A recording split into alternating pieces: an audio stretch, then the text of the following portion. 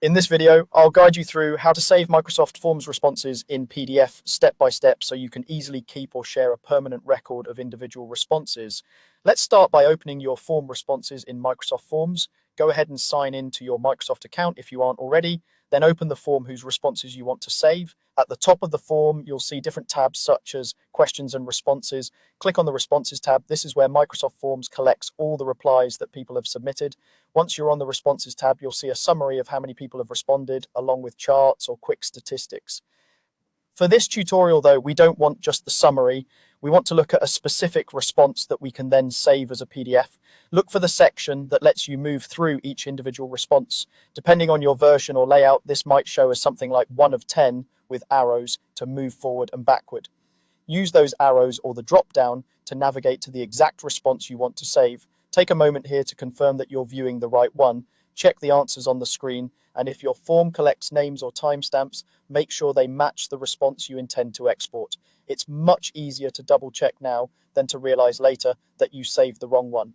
With the correct response displayed, you're ready to turn it into a PDF. On your keyboard, press Ctrl+P. Hold down the Control key, and while holding it, tap the letter P once. This is the standard shortcut for printing on Windows, and in most modern browsers, it opens the print preview screen. If you're on a Mac, the equivalent shortcut is Command+P, and it will behave in a very similar way. When the print preview window appears, you'll usually see a list of available printers or destinations. On that list, look for the option called Save as PDF or something very close to that.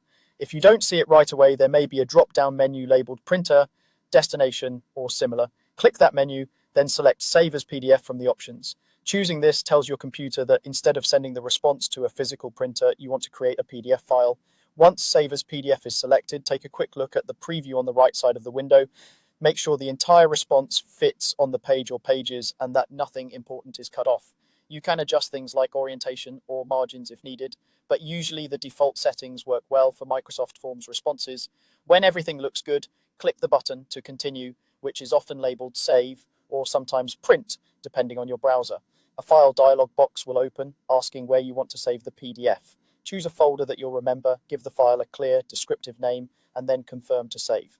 That's all there is to it. You've opened your responses in Microsoft Forms, displayed the exact reply you wanted, used the print shortcut, and selected Save as PDF to create a clean, shareable document of that response.